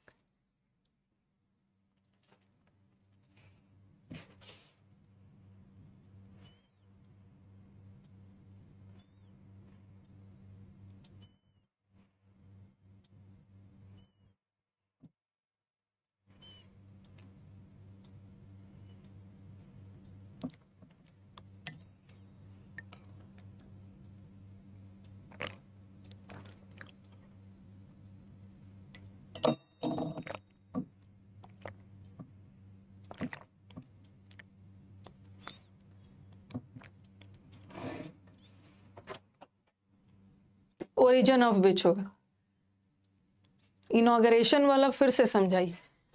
ये वही रोड है जिसका इनॉग्रेशन, का के की का सेंस जा रहा है। एक तो नॉन लिविंग थिंग है, नॉन लिविंग थिंग के साथ हुज नहीं लगाएंगे। आप बोलोगे मैम विच लगा दे, यहाँ पे विच लगाती हूँ तो गलत है, ये विच अभी रोड के लिए हो गया, बट रिलेटिव प्रोनाउन अपने जस्ट पहले वाले नाउन के लिए लगता है, बट इस वाक्य में रोड की बात नहीं हो रही, बात इनॉग्रेशन की हो रही है। तो आप बोलोगे चलो मैम यहाँ से हटा के विच यहाँ लगा देते हैं। अब तो ये इनॉग्रेशन के लिए हो रहा है ना, ठीक है, लेकिन हमने पोजेसिव केस हटाया है, तो पोजेसिव हटेगा तो उसके पहले उसके साथ कोई पोजेसिव ही लगेगा, बट विच का पोजेसिव नहीं लगता है, तो वहां पे ऑफ लगा देना, इनॉग्रेशन ऑफ विच। उसी तरह ओरिजिन ऑफ विच, कि ये हु और हुम हो गया। हाँ, अब ये बहुत बड़ा कंफ्यूजन है, बच्चे हमारे कंफ्यूज हो जाते हैं, मैम ये समझ में नहीं आता है हु और हुम कहाँ लगे, कहाँ हु और हुम लगाएं। चलो ये बोलना तो इजी होता है, हु सब्जेक्ट के लिए लगता है और हुम ऑब्जेक्ट के लिए लगता है, ये बोलना इजी हो जाता है, छोटे सेंटेंस में तो समझ में आ जाता है, बट जब सेंटेंसेस लेंदी होते हैं तो समझ में नहीं आता है कि कहाँ हु लगाएं और कहाँ हुम लगाएं। ठीक है, और एग्जाम में ऐसे ही एरर आता है, जहाँ हु की जरूरत है हुम लगा देंगे और जहाँ हुम की जरूरत है हु लगा देंगे। जहाँ सब्जेक्ट की जरूरत है ना, जहाँ पे जवाब ही का आए, शी का आए, आई का आए, वी टाइप वाला जवाब आए, तो वहां पे हु लगाना। और जहां भी हिम का जवाब मांग रहे हो, हर, ठीक है, माइन, ठीक है, ये सब का जवाब आए, माइन तो पोजेसिव हो गया, सॉरी, हिम, हर, मी, देम, ये सब का जवाब आए, इसका मतलब है ऑब्जेक्ट आ गया। अब मैं इसको डिटेल में समझाऊंगी, ठीक है। इसको मैं डिटेल में अभी समझाती हूँ, उसको हु और हुम कैसे कैसे यूज हो। और कितना ये सेंटेंस को मैंने मतलब इतना देर से आप लिखे ही नहीं हो, इस सेंटेंस को ना मैंने करीब इस सेंटेंस को समझाने में 5 मिनट लिया है, और इस वाक्य को समझाने में भी 5 मिनट लिया है। मतलब अपने 10 मिनट के अंदर 2 सेंटेंस नहीं उतारा है, 2 सेंटेंस 10 मिनट में नहीं उतरेगा। This is the road, the inauguration of which was done by the president. The Ganga is a river, the origin of which.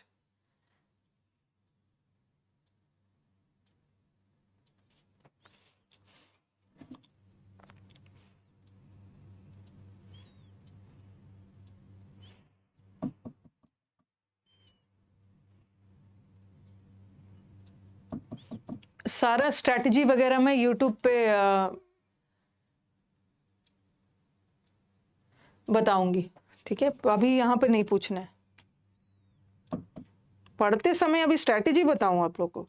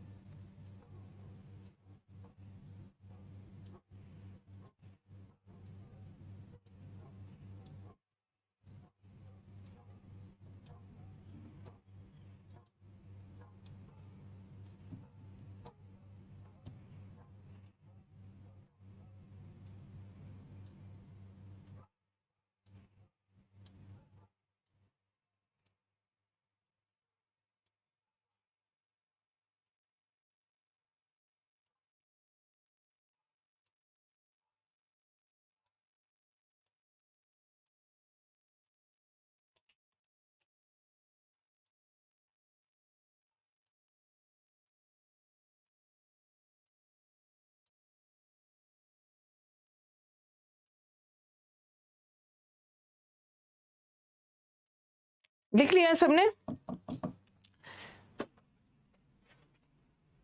अब हु सब्जेक्ट के लिए, हुम ऑब्जेक्ट के लिए, ऐसे समझ में नहीं आएगा। ओके, ऐसे समझ में नहीं आएगा। देखो, the girl who help me is my friend, यहाँ पे हु और हुम में क्या चुनोगे? अब देखो यहाँ पे क्या है, छोटा सेंटेंस है, इसमें तो इजी है, मैं लेंदी भी करवाऊंगी। ये वर्ब है, ठीक है, ये वर्ब है, ओके, और वर्ब के बाद ये मी क्या है? ऑब्जेक्ट है, तो हमें तो अपना ऑब्जेक्ट मिल गया। अब हमें यहाँ पे क्या चाहिए? वो गर्ल जिसने मेरी हेल्प की वो मेरी फ्रेंड है। तो ये जो किसने हेल्प किया, हेल्प किया, हेल्प करने का काम गर्ल ने किया, तो ये वर्ब है, और वर्ब को चाहिए सब्जेक्ट, और यहाँ पे हम हुम नहीं लगाएंगे क्योंकि ये गर्ल सब्जेक्ट है, उसी के लिए तो ये हु लगा है, और हु सब्जेक्ट के लिए लगता है, तो हुम मत लगाना, हु लगाना, who. Next, I met my friend, ठीक है, I met my friend who was returning from market, मैं अपने दोस्त से मिला जो कि मार्केट से रिटर्न हो रहा था। ठीक है, तो अगेन यहाँ पे देखो, जरा सेंटेंस देखो ना, आई मेट माई फ्रेंड। और दूसरा एक चीज और कर सकते हो, यहाँ जवाब पूछो कि यहाँ हमें जवाब पूछा है ना, जैसे हेल्प, हेल्प वर्ब है तो क्या बोलोगे, शी हेल्प्ड या हर हेल्प्ड, क्या लगना चाहिए? एक बार आप क्रॉस चेक कर सकते हो। हेल्प्ड तो कभी भी हर तो आपका ये हो गया ना, ऑब्जेक्ट हो गया, और ये सब्जेक्ट हो गया, तो कभी भी हर हेल्प नहीं बोलेंगे ना, शी हेल्प, और शी सब्जेक्ट है तो ये सब्जेक्ट का सेंस दे रहा है, इसलिए हु लगा रही, हु लगा रही। I met my friend who was returning, again यहाँ पे वर्ब है, और वर्ब को क्या चाहिए, वर्ब को चाहिए क्या, वर्ब को चाहिए सब्जेक्ट, ठीक है, वर्ब को हमेशा सब्जेक्ट चाहिए, तो इसी के लिए लगाओ। whom was returning नहीं है, who was returning। जब भी वर्ब आ गया ना, याद रखना कि जब भी वर्ब आ गया कहीं पे, तो वर्ब के जस्ट पहले एक सब्जेक्ट चाहिए, और सब्जेक्ट के लिए ही तो हु लगता है, तो वर्ब के जस्ट पहले हु लगाइए। यहाँ पे देखो, यहाँ पे ये है वर्ब, यहाँ पे was returning भी वर्ब है, एक ऑक्सिलरी है और एक मेन वर्ब है तो दोनों वर्ब ही ना, और वर्ब को क्या चाहिए, वर्ब को चाहिए सब्जेक्ट, ठीक है, वर्ब को चाहिए सब्जेक्ट, और सब्जेक्ट के लिए हु, तो वर्ब से जस्ट पहले, वर्ब से जस्ट पहले कभी हुम लग ही नहीं सकता, हु लगेगा, हु लगेगा। अब सेंटेंस देखो, यहाँ पे देखना, ये हमारे वाक्य का सब्जेक्ट, ये हमारे वाक्य का वर्ब है, इस सब्जेक्ट को अपना वर्ब मिल गया, अगेन यहाँ पे भी एक वर्ब है, और वर्ब को यहाँ पे चाहिए सब्जेक्ट, इसको भी सब्जेक्ट मिल गया, ठीक है। जरा ध्यान से देखना, he has a dog whom he loves very much, इस सब्जेक्ट को भी अपना वर्ब मिल गया, और इस सब्जेक्ट को भी अपना वर्ब मिल गया। अब कोई वर्ब बचा है, पैर लगाओगे तो फिर दिक्कत नहीं होगी, कोई वर्ब बचा हुआ है, कहीं पे कोई वर्ब नहीं बचा है, अगर कहीं पे कोई वर्ब नहीं बचा, इसका मतलब है सब्जेक्ट नहीं चाहिए, इसका मतलब है हु नहीं चाहिए, हमें ऑब्जेक्ट चाहिए, हुम, हुम हुम हुम। यहाँ पे फिर से एक बार बताती हूँ, देखो यहाँ पे ये सब्जेक्ट है,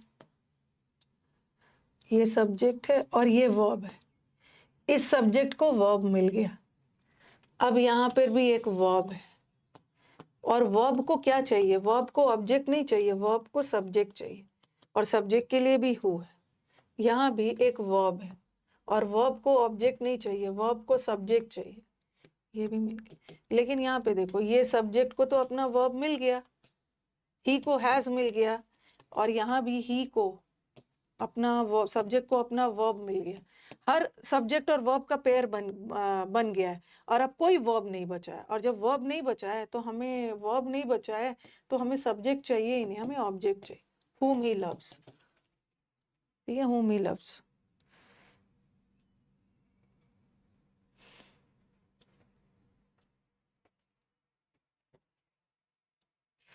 और दूसरी चीज, और एक चीज आपको और याद रखनी है, थोड़ा सा उल्टा करके भी पूछो, ही उल्टा करके पूछो, ही लव्स, ऐसे उल्टा करके जवाब मांगो, ही लव्स क्या होगा, ही लव्स हर होगा, या ही लव्स शी होगा, या ही लव्स मी होगा, या ही लव्स आई होगा, जवाब मांग के देखो, ही लव्स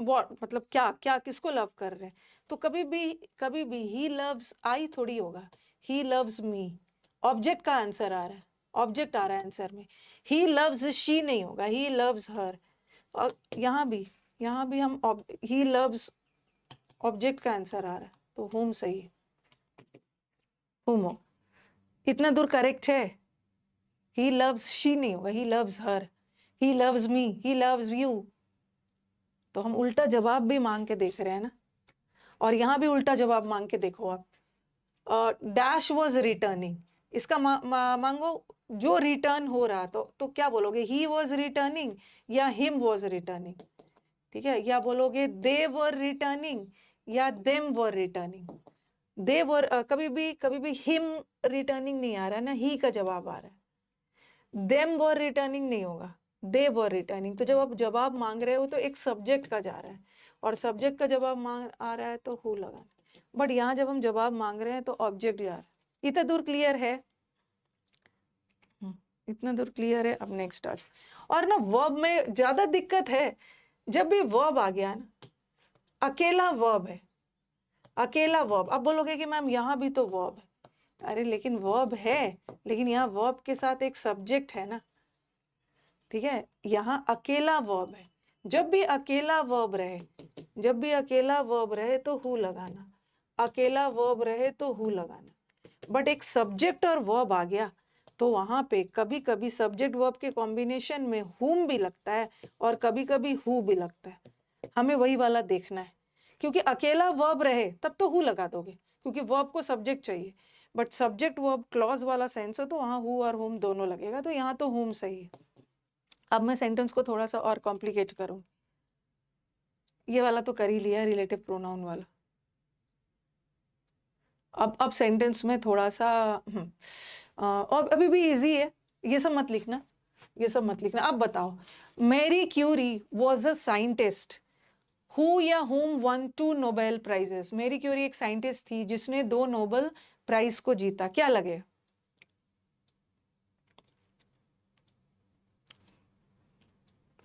क्या लगेगा? हु और हुम में से क्या लगे? ये मैरी क्यूरी, पेयर बनाइए, सेंटेंस में पेयर बनाएंगे। मैरी क्यूरी सब्जेक्ट है, हमारे सब्जेक्ट को वर्ब मिल गया, तो इस सब्जेक्ट को वर्ब मिल गया, काम खत्म। अब हमारे पास एक और वर्ब है, विन का पास्ट टेंस वर्ब है, और गलती से भी वर्ब को कहीं से ऑब्जेक्ट नहीं चाहिए होता है, वर्ब को हमेशा सब्जेक्ट चाहिए होता है, और सब्जेक्ट हु है और ऑब्जेक्ट हुम है, और यहाँ हमारे पास वर्ब है, अकेला वर्ब है, और वर्ब को कहीं से भी तो आपका ऑब्जेक्ट थोड़ी चाहिए, वर्ब को सब्जेक्ट चाहिए। हु होगा। अभी मैं सेंटेंसेस बहुत सारा करवाऊंगी ना, जो भी कंफ्यूजन है क्लियर हो जाए।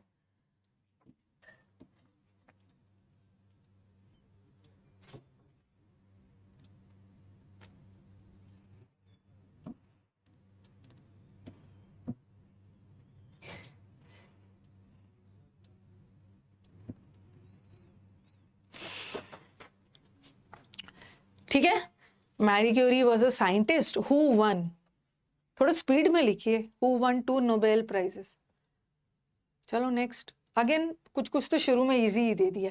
द पर्सन हु या हुम हेल्प्ड हिम, उस पर्सन ने जिसकी हेल्प की। अगेन यहाँ पे देखो वर्ब, और एक साइड में ना कहीं पे थोड़ा सा ट्रिक लिख लो, जहां पे सिर्फ वर्ब है, सिर्फ वर्ब है तो वहां पे आंख बंद करके हु लगाना, लेकिन जहां पे सिर्फ वर्ब नहीं है, सब्जेक्ट और वर्ब का कॉम्बिनेशन आया है, तो वहां वही वाला सेंटेंस एग्जाम में आता है, तो वहां हु भी लग सकता है और हुम भी लग सकता है।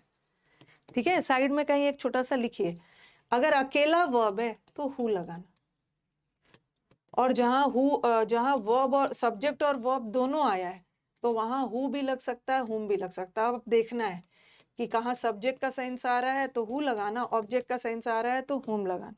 अब ये सेंटेंस देखिए जरा, यहाँ पे देखो सब्जेक्ट वर्ब नहीं आ रहा है ना, अकेला वर्ब, यहाँ भी सब्जेक्ट वर्ब नहीं आ रहा, अकेला वर्ब, और यहाँ भी विल हेल्प, अकेला वर्ब। ठीक है, अकेला वर्ब। मैंने क्या बोला है कि जब चिंता की बात तब है, कंफ्यूजन की बात तब है कि जब सब्जेक्ट और वर्ब आ गया, तब वहां रुक के सोचना है कि हु लगेगा या हुम है, और जहां सिर्फ वर्ब है वहां आंख बंद करके हु, क्योंकि वर्ब को चाहिए सब्जेक्ट, वर्ब को चाहिए सब्जेक्ट, वर्ब को चाहिए सब्जेक्ट, वर्ब को सब्जेक्ट चाहिए। ओके, और थोड़ा सा जवाब भी मांगो, द पर्सन जिसने मेरी हेल्प की, मेरी फ्रेंड, वो फ्रेंड है, तो क्या बोलोगे? आप बोलोगे ना ही हेल्प्ड हिम, या आई हेल्प्ड हिम, या दे हेल्प्ड हिम, या वी हेल्प्ड हिम। तो ये जो जवाब कैसा जा रहा है, कभी भी ऐसा थोड़ी बोलोगे हिम हेल्प्ड, या ऐसा थोड़ी बोलूंगी मैं मी हेल्प्ड, या अस हेल्प्ड, या देम हेल्प्ड। ये सब क्या है? ऑब्जेक्ट है, और ऑब्जेक्ट का आंसर ही नहीं जा रहा है, हमें तो सब्जेक्ट जा रहा है, ही हेल्प, शी हेल्प। और इतना ज्यादा ये सब सेंटेंस में ना इतना ज्यादा क्रॉस चेक करना ही नहीं है, अकेला वर्ब है, अकेला वर्ब है। जैसे I will visit my parents, okay, who lives in Delhi, यहाँ पे लिव्स मत करो, लिव करो, क्योंकि पेरेंट्स में मदर फादर दोनों आते हैं। तो कौन रहता है दिल्ली में, तो बोलेंगे ना दे लिव, मेरे parents they live in Delhi, तो ऑब्जेक्ट का आंसर जा रहा है। He is one of those who will help, he will help होगा ना, she will help, I will help. ठीक है, इतने दूर क्लियर है।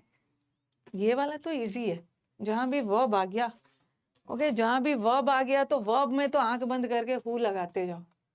वर्ब में अकेला वर्ब आ गया तो हु लगाते जाओ, अकेला वर्ब आ गया हु लगाते जाओ। असली कहानी जहां सब्जेक्ट वर्ब दोनों आ गया, वहां पे देखना है कहां पे हु या हुम लगाएं। गुड मॉर्निंग फ्रॉम पुंछ से बोल रहे हैं भाई सब। आसमा सब ठीक है ना, आपके आपके एरिया में सब ठीक ठाक है? ये पुंछ का नाम सुनते साथ ना थोड़ी सी घबराहट होने लगती है। कल कल था कि फिर कुछ डिस्टरबेंस किया था कल रात में, अब पता नहीं, ऐसा सुनने में आ रहा था।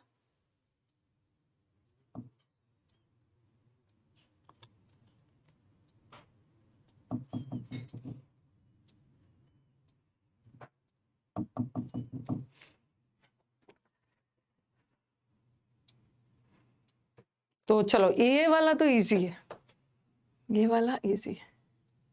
अब देखो, और ये भी इजी है, ओके, ये भी इजी। यहाँ भी कुछ कुछ ना जिसमें बहुत ज्यादा सोचना नहीं है। जहां भी वर्ब आ गया तो हु लगा देना, और जहां भी प्रेपोजिशन आ गया टू प्रेपोजिशन, और यहाँ भी प्रेपोजिशन, और जहां भी प्रेपोजिशन आ गया, और स्टूडेंट को पता ही है कि प्रेपोजिशन के बाद कभी भी सब्जेक्ट नहीं होता है, प्रेपोजिशन के बाद तो ऑब्जेक्ट होता है।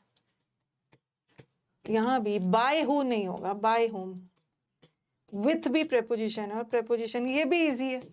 पहले तो इजी इजी वाला कर लेते हैं।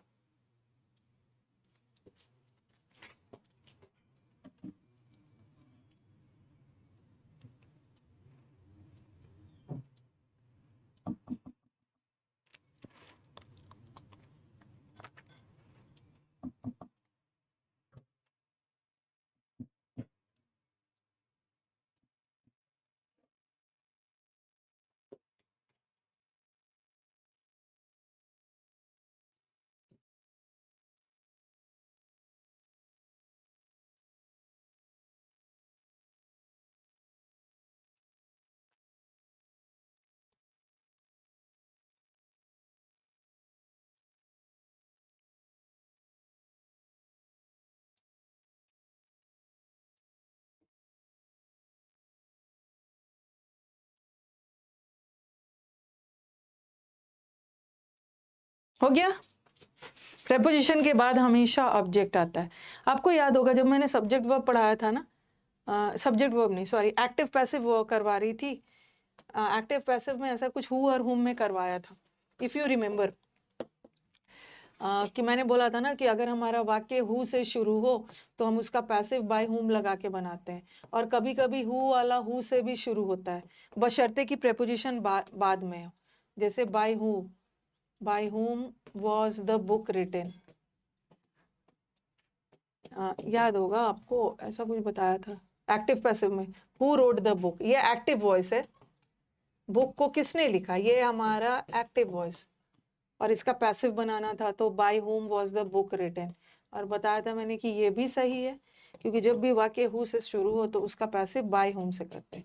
और कभी कभी हु वॉज द बुक, पता नहीं सदियों पहले पढ़ाया था, याद है कि नहीं, who was the book written by, ऐसा बताया था ना कि अगर बाय लास्ट में लगाओ, बाय लास्ट में लगाओ तो हु से शुरू करना, ठीक है, हु से शुरू करना, क्योंकि ये वर्ब है और वर्ब को सब्जेक्ट चाहिए। लेकिन अगर बाय शुरू में ही लगा है तो ये प्रेपोजिशन है, उसके बाद, याद है ये?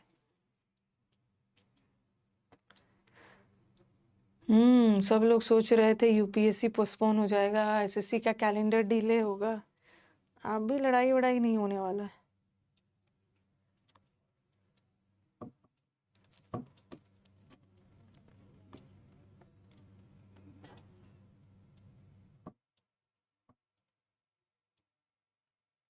मैंने थोड़ा सा, मुझे यूट्यूब पे मेहनत करनी हो। रेन चेक का मतलब क्या होता है? देखो कभी कभी क्या होता है ना कि आप जैसे जैसे इसका नाम, जैसे मैच देखने गए, ठीक है, मैच देखने गए, टिकट कटवाया है, मैच देखने गए, तब तक बारिश हो गई। ठीक है, तो क्या होता था पहले, अभी तो कैंसिल ही कर देते, बारिश हो गई तो आपको लगेगा कि मेरा टिकट बेकार चला जाएगा, तो आप क्या करेंगे ना, वो टिकट कैंसिल नहीं करते, वो टिकट को थोड़े कुछ देर के लिए पोस्टपोन कर देते हैं कि जब अगली बार जब मैच होगा ना, तो यही वाला टिकट आपका काम आ जाएगा। ठीक है, कभी कभी कोई शॉप में गए, डिस्काउंट वगैरह होता है, और डिस्काउंट में जो प्रोडक्ट आपको लेना है वो खत्म हो गया, आउट ऑफ स्टॉक हो गया है, और आपने उसके लिए बिलिंग हो गई है, तो आप बोलते हैं ठीक है आपका पैसा जो है एडजस्ट हो जाएगा जब वो स्टॉक आएगा, तो कुछ समय के लिए उसको पोस्टपोन कर दे।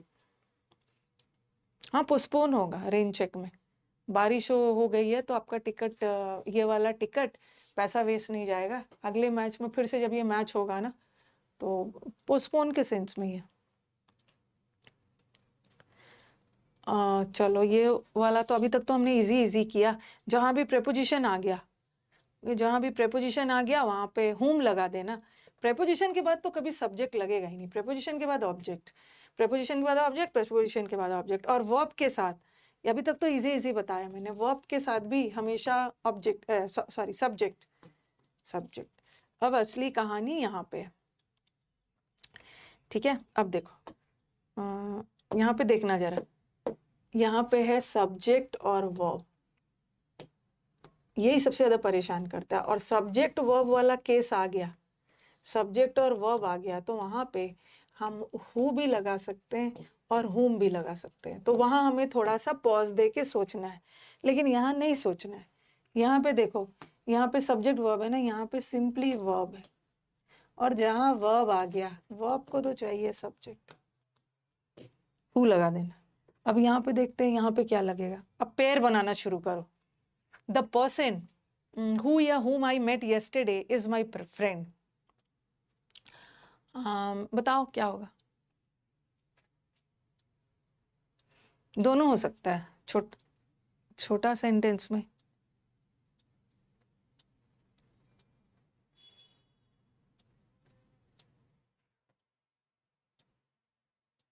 अगर ये सेंटेंस ऐसा रहता ना, ठीक है, अगर ऐसा रहता, ही is the person, he is the person whom I met, यहां तक रहता तो कोई दिक्कत नहीं था। देखो यहाँ पे क्या है, ये सब्जेक्ट को अपना वर्ब मिल गया, इस सब्जेक्ट को अपना वर्ब मिल गया, और अब यहाँ पे ऑब्जेक्ट चाहिए, कोई वर्ब नहीं है तो ऑब्जेक्ट चाहिए, और आई मेट हिम, तो ऑब्जेक्ट का सेंस आ रहा, बट यहाँ पे आगे भी लाइन है। ओके, आगे भी लाइन है, द पर्सन हु या whom I met।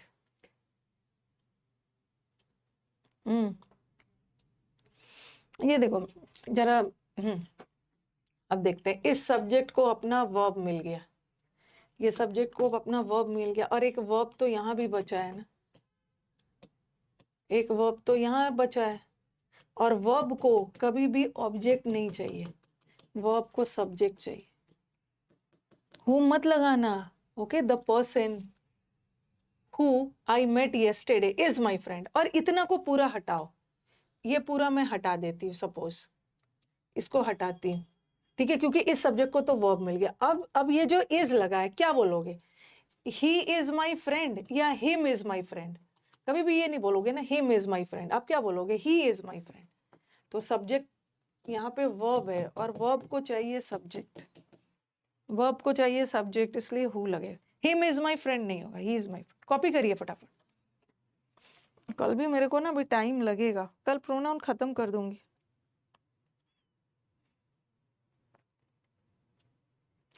यूट्यूब पे मैं अभी सब चीज़ आपको बताऊंगी, कैसे कैसे क्या पढ़ना है, क्लास में बहुत ज़्यादा टाइम लग जाता है, इसलिए यूट्यूब का वीडियो से आपको स्टेनो को कैसे तैयारी करना है, क्या करना है, अभी बैठ के सब बनाऊंगी। हु होगा, क्योंकि वर्ब बचा है, और वर्ब को ऑब्जेक्ट नहीं चाहिए, वर्ब को सब्जेक्ट चाहिए, ये भी हो गया। अब और थोड़ा सा सेंटेंस को लेंदी किया मैंने, ओके, सेंटेंस को थोड़ा सा और लेंदी किया।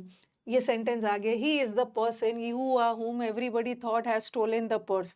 प्रॉब्लम कब है, जब सेंटेंस लेंदी आ गया। कुछ नहीं करना है, सब्जेक्ट का पेयर करो, इस सब्जेक्ट को अपना वर्ब, और जब वर्ब नहीं बचा है ना, इसका मतलब है कि whom लगाना है, क्योंकि वर्ब है ही नहीं है, वर्ब को सब्जेक्ट नहीं चाहिए तो ऑब्जेक्ट लगाएंगे, इस सब्जेक्ट को अपना वर्ब मिल गया। ठीक है, अब देखो एवरीवन भी तो सब्जेक्ट है प्रोनाउन के रूप में, इस सब्जेक्ट को अपना वर्ब मिल गया। अब हमारे पास वर्ब बचा है, बिल्कुल बचा है, एक वर्ब बच रहा है, ये वाला सब्जेक्ट को, ठीक है, वर्ब मिल गया है। ये वाला सब्जेक्ट है, इसको अपना वर्ब मिल गया, ये वाला सब्जेक्ट है, इसको वर्ब मिल गया, लेकिन फिर भी हमारे पास एक वर्ब बचा हुआ है, और वर्ब को कभी भी ऑब्जेक्ट नहीं चाहिए, वर्ब को तो सब्जेक्ट चाहिए ना, तो हु लगा, हु। पहले आप समझ लो, ठीक है, नोट मत करो, पहले आप समझ लो, उसके बाद मैं आपको टाइम दूंगी। ही आइडेंटिफाइड अ गर्ल, उसने उस गर्ल को पहचाना जो जिसे देख के हमें लगा था ना कि वही तो मेन दोषी है। ये इस सब्जेक्ट को मिल गया वर्ब, इस सब्जेक्ट को वर्ब मिल गया, यहाँ भी वी है, एक वर्ब, इस सब्जेक्ट को अपना वर्ब मिल गया, इस सब्जेक्ट को वर्ब मिल गया, इस सब्जेक्ट को अपना वर्ब मिल गया। कुछ वर्ब बचा है? कोई भी वर्ब नहीं बचा है। ये टू बी वर्ब नहीं है, ये टू बी वर्ब नहीं है, ये इन्फिनिटिव है, 2+B1 इन्फिनिटिव है। इसका मतलब है हमारे पास कोई वर्ब बचा ही नहीं है, और जब वर्ब नहीं बचा है तो उसको सब्जेक्ट नहीं चाहिए, ऑब्जेक्ट चाहिए, हु, हुम। अप्रिशिएट का स्पेलिंग गलत है, appreciate, he is the person who या whom we appreciate for hard work। ठीक है, ये वही लड़का जिसको हम हार्ड वर्क के लिए तारीफ करते हैं। ये सब्जेक्ट को अपना वर्ब मिल गया, इस सब्जेक्ट को अपना वर्ब मिल गया, ये सब्जेक्ट को अपना वर्ब मिल गया। अब कहीं भी वर्ब बचा ही नहीं है, वर्ब नहीं बचा है तो हमें सब्जेक्ट नहीं चाहिए, ऑब्जेक्ट चाहिए, ऑब्जेक्ट। लिखिए,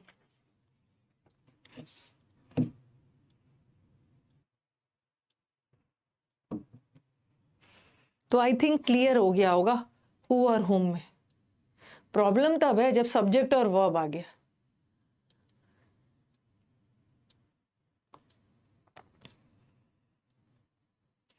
देखो यहाँ पे सब्जेक्ट वर्ब आ गया, अकेला वर्ब होता तो हु लगाती, सब्जेक्ट वर्ब आ गया तो हु भी लग सकता है, हुम भी लग सकता है, बट पेयर लगा रहे हैं तो हमें सब्जेक्ट नहीं चाहिए, ऑब्जेक्ट चाहिए। यहाँ भी सब्जेक्ट वर्ब आ गया, सब्जेक्ट वर्ब में हु भी हो सकता है, हुम भी हो, बट पेयर लगा रहे हैं तो सारा सब्जेक्ट और पेयर का काम होते जा रहा है, कोई वर्ब नहीं बच रहा है, तो हमें ऑब्जेक्ट चाहिए, सब्जेक्ट नहीं चाहिए। Is it clear? बताइए भाई, क्लियर है? ये हु और हुम इतना भी रॉकेट साइंस नहीं है, इसको कॉम्प्लिकेटेड तरीके से पढ़ोगे ना तब जाके आपको कठिन लगेगा, कॉम्प्लिकेटेड तरीके से पढ़ोगे तब कठिन लगेगा, ऐसे कठिन नहीं है। सबसे इजी है ना, सेंटेंस में पेयर बना बना के देखिए। टाइम हो गया ना?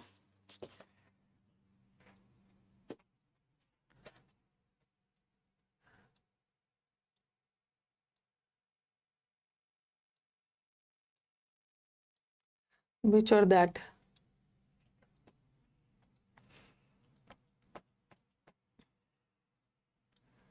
हाँ, एक दो चीज याद रखना। एक, सबसे पहले जब वर्ब आ गया, अकेला वर्ब है तो हु लगा देना, ठीक है। प्रेपोजिशन है तो प्रेपोजिशन के बाद हुम लगा देना, क्योंकि प्रेपोजिशन के बाद ऑब्जेक्ट आ गया, ओके, वर्ब के साथ सब्जेक्ट आएगा। और जब सब्जेक्ट और वर्ब है तो उसके साथ हु भी लग सकता है और हुम भी लग सकता है, यहीं पे सारा कंफ्यूजन है। और पेयर बना बना के देखना, जहाँ सब्जेक्ट और पेयर का पेयर बनते जा रहा है अच्छी बात है, और जहाँ वर्ब नहीं बच रहा है, जहाँ वर्ब नहीं बच रहा है तो हुम लगाना, और जहाँ कोई वर्ब बच रहा है तो वहां पे हु लगा देना, ठीक है, हु लगा देना। चलो कल करते हैं, ठीक है, ये अच्छे से कर देते हैं। ये वाला ना डिटेल में होगा, अभी टाइम लगने वाला है, क्योंकि इतना हड़बड़ी में नहीं होगा। अभी तो आज तो हमने सिर्फ हु और हुम ही पढ़ा और हुज पढ़ा। कल हम लोग विच और दैट करेंगे, ठीक है, कल विच और दैट करते हैं। कल विच और दैट में भी लेंदी है, ठीक है, विच और दैट में ऐसा नहीं है ना कि जल्दी जल्दी करवा दूंगी हो जाएगा, कल खत्म कर दूंगी, क्योंकि अभी है दैट वाला भी अलग से करना है, कल कर लेंगे, ठीक है। चलो आज वैसे तो आज मैं यूट्यूब पे अब शाम में 5 बजे लाइव आऊंगी। शाम में 5 बजे लाइव आके ना सारे न्यू बैचेस का अनाउंसमेंट होगा, ठीक है। न्यू बैचेस का अनाउंसमेंट होने के बाद भी ना मतलब होगा, और उसके बाद बच्चों के बहुत सारे क्वेरीज है, ठीक है। बहुत सारे क्वेरीज है कि मैम 2.5 महीने में हम बिगिनर है, हम 2.5 महीने में सिलेबस कैसे खत्म करें, ठीक है। अलग अलग सबका बता दूंगी, ठीक है, अलग अलग